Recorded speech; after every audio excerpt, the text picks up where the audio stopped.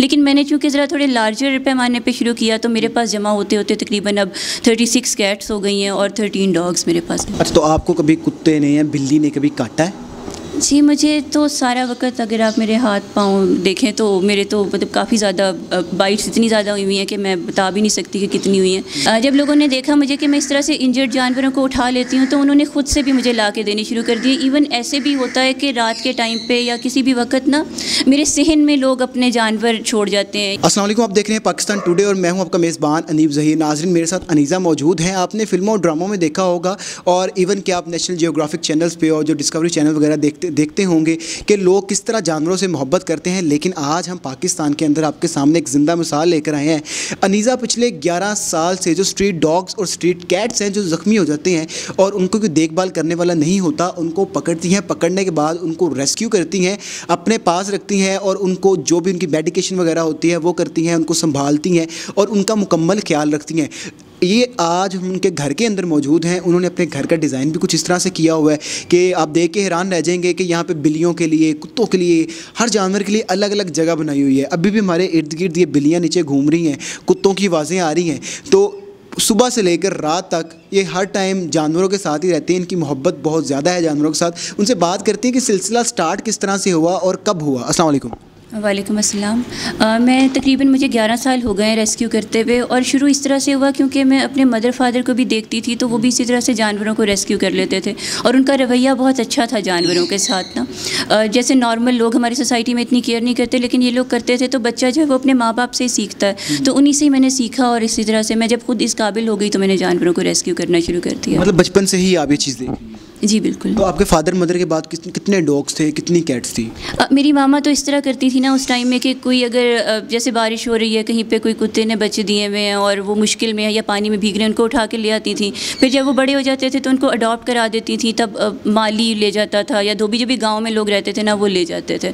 तो तब तो वो इस तरह करती थी। उन्होंने अपने टाइम में रखे हैं डॉग्स एंड कैट्स, लेकिन 2 रखे हैं, 3 4। लेकिन मैंने चूँकि ज़रा थोड़े लार्जर पैमाने पर शुरू किया तो मेरे पास जमा होते होते तकरीबन अब 36 कैट्स हो गई हैं और 13 डॉग्स मेरे पास हैं। 13 आपके पास कुत्ते हैं और 36 के करीब आपके बिल्लियाँ हैं। तो आप इनको लुक आफ्टर किस तरह से करती हैं? लुक आफ्टर तो खुद ही करती हूँ ज़्यादा, क्योंकि डॉग्स सबके साथ यूज़ टू नहीं होते हैं और उनकी सफाई के लिए भी मुझे खुद ही से ही करना पड़ता है। कैट्स हो जाती हैं, सफाई के लिए आती है काम वाली, लेकिन फीडिंग वगैरह की रिस्पॉन्सिबिलिटी मेरे ऊपर ही होती है। तो कुत्तों से आपको डर नहीं लगता? कुत्ते काटते हैं, जिस तरह हम देख रहे हैं खौफनाक आवाज़ें आ रही हैं ऊपर से, साइड से, बैक से, हर तरफ से। तो मैं भी डर गया हूँ और सब डर रहे हैं यहाँ पे। तो आपको डर नहीं लगता? डॉग्स देखें, डॉग के साथ जैसा आपका अपना बिहेवियर होगा ना, डॉग का भी आपके साथ वही बिहेवियर होगा। लेकिन अगर रेस्क्यू करते हुए कोई जानवर तकलीफ़ में है और वो आपको काट लेता है ना, तो वो तो एक ऐसी कोई आपको प्रिकॉशंस तो लेने चाहिए, वैक्सीनेशन अपनी करा लेनी चाहिए। लेकिन अगर वो काट लेता है ना आपको, तो उस टाइम पे तो आपको उसे माफ़ कर देना चाहिए क्योंकि वो खुद तकलीफ़ में है।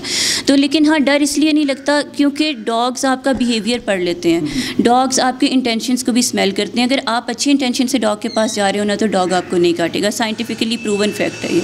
अच्छा अनीज़ा, मुझे एक बात बताएं कि लोगों को शौक़ होता है जानवरों को, वो परचेज़ करते हैं, आप रेस्क्यू करती हैं बेसिकली। तो आप किस तरह से फाइंड करते हैं कि कहाँ पे जानवर मौजूद है जिसको रेस्क्यू करने की ज़रूरत है? बिल्ली कहाँ पे है, कुत्ते कहाँ पे हैं, गलियों में चलते फिरते, आप किस तरह से मतलब मैनेज करती हैं सारा कुछ? देखिए, जो रेस्क्यूअर होता है ना, एक तो वो वैसे खुद ही आइडेंटिफाई कर लेता है और कुदरती तौर पे ना वो जानवर आप समझ लें कि चल के ही उसके तरफ आ रहा होता है। अब मेरे पास भी इस तरह के बहुत केसेस हुए हैं कि नॉर्मली लोगों के घर में इंजर्ड बर्ड नहीं गिरते, लेकिन मेरे घर में आके इंजर्ड बर्ड खुद ही गिर जाता है और जैसे कि उसको मालूम हो नेचुरली कि यहाँ पे ही आना है, यहाँ पे हेल्प होनी है। लेकिन इसके अलावा मेरा फेसबुक पेज है एक, मैंने तकरीबन 5 साल पहले अपनी ऑर्गेनाइजेशन रजिस्टर कराई थी, give us life animal welfare के नाम से। उसके साथ मैंने एक पेज बनाया था जिसपे अब तकरीबन कोई 16-17 हज़ार फॉलोअर्स हो गए हैं। तो वहाँ से लोग मुझे बता देते हैं कि अब इस वक्त यहाँ पे ये इंजर्ड एनिमल है या उनके पास पड़ा है तो इसको आके ले जाएँ, तो फिर वो मुझे हैंड ओवर कर देते हैं। अब तो आपका नाम चले बन गया इस चीज़ के अंदर, लोग आपसे खुद कॉन्टैक्ट कर लें। जब आपने स्टार्ट किया था बिल्कुल इनिशियल लेवल से, तब आपने किस तरह से फाइंड किए थे? तभी भी ऐसे ही होता था, सड़क पे जाते हुए मुझे कोई बिल्ली ज़ख्मी नज़र आ जाती थी तो उसको मैं उठा लेती थी। जब लोगों ने देखा मुझे कि मैं इस तरह से इंजर्ड जानवरों को उठा लेती हूँ तो उन्होंने ख़ुद से भी मुझे ला के देनी शुरू कर दी। इवन ऐसे भी होता है कि रात के टाइम पे या किसी भी वक्त ना मेरे सहन में लोग अपने जानवर छोड़ जाते हैं या कोई मतलब एक दफ़ा तो ऐसे भी हुआ कि एक बिल्ली थी किसी की, उसके 5 बच्चे थे, उन्होंने नहीं रखनी थी तो वो मेरे घर के सामने छोड़ गए। एक ज़ख्मी कुत्ता एक दफ़ा घर के आगे रख गए और एक दफ़ा तो अपनी कोई सेमी पर्शियन बिल्ली को कोई कोई रस्सी से बांध गया घर के सामने ना, तो लोग इस तरह से खुद भी छोड़ जाते हैं। अच्छा, अगर हम देखें तो जो इनकी प्राइजेज़ होती हैं मार्केट में बहुत हाई होती हैं, क्योंकि जो ये रखते हैं उनको शौक़ होता है, लोगों को वही परचेज़ करते हैं, ज़ाहिर बात है वो हाई अमाउंट्स पे कर देते हैं। तो कभी किसी ने आपको यही नहीं कहा कि आप बिल्लियाँ उठाती हैं, रेस्क्यू करती हैं, क्या आप सेल भी करती हैं? इस तरह की कोई बात कभी सामने नहीं आई? बल्कि लोग सिर्फ ये नहीं कहते कि आप सेल करती हैं कि नहीं करती, बल्कि वो सजेशन देते हैं कि तुम ये किन चक्करों में पड़ी हुई हो, तुम तो ब्रीडिंग करो, तुम बिल्लियाँ रखो महंगी और उन्हें बेचो तो तुम्हें कोई इनकम हो। लेकिन वो भी ना हमारी सोसाइटी में एक मसला क्रिएट कर रही हैं। एक तो जो भी शो ऑफ वाला एलिमेंट है ना, वो उससे बहुत ज़्यादा होता जा रहा है, और ऊपर से जो एनिमल पॉपुलेशन कंट्रोल है ना, उस पर भी कोई मॉनिटरिंग हो नहीं सक रही है। तो लोग अपने जानवर इसी तरह प्योर ब्रीड सड़कों पे छोड़ देते हैं, फिर वो स्ट्रेस से मेटिंग करते हैं और पॉपुलेशन एक इस तरह की ब्रीड की बढ़ती जाती है जो कि सेंसिटिव होता है, जो सड़कों पे नहीं रह सकता, उससे भी मसाइल पैदा होते हैं। अच्छा, तो आपको कभी कुत्ते ने या बिल्ली ने कभी काटा है? जी, मुझे तो सारा वक्त अगर आप मेरे हाथ पाँव देखें तो मेरे तो मतलब काफ़ी ज़्यादा बाइट्स इतनी ज़्यादा हुई हुई हैं कि मैं बता भी नहीं सकती कि कितनी हुई हैं। लेकिन चूँकि मैंने वैक्सीनेशन कराई हुई है एंटी रेबीज़ की, तो उससे मुझे ऐसा कोई फ़र्क नहीं पड़ता। लेकिन हाँ, काट लेते हैं, लेकिन अगर कोई ज़ख्मी जानवर आपको काट लेता है तो वो खुद ही तकलीफ़ में होता है, तो उस पर आपको ऐसे कोई माइंड। अच्छा, नहीं तो जो आपके घर का मैंने देखा है कि जो आपका इंफ्रास्ट्रक्चर सारा आपने बनाया, आपने सारा इस चीज़ को माइंड में रख के बनाया कि यहाँ पे आपने जानवरों को रखना है और रेस्क्यू करना है, तो हर टाइम शोर शराबा और इस तरह की चीज़ें, तो कभी आपको इरिटेशन नहीं हुई कि यार बस ख़त्म? इरिटेशन नहीं हुई, लेकिन एक आप समझ लें कि जैसे एक पर्सपेक्टिव में शिफ्ट आ जाता है ना, वो ज़रूर आया है। वो इस तरह आया है कि मुझे 11 साल हो गए जानवर रेस्क्यू करते हुए, और मेरे साथ इसी तरह के बेतहाशा लोग हैं पाकिस्तान में जो रेस्क्यू कर रहे हैं।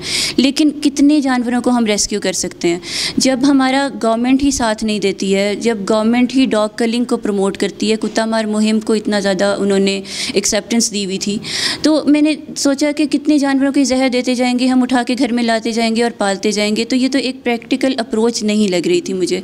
अब मैं थोड़ा सा रेस्क्यू वाली साइड से अलहदा तो नहीं, वो तो साथ साथ चल रहा है, लेकिन उसके साथ साथ हमने एडवोकेसी पे काम करना शुरू कर दिया है।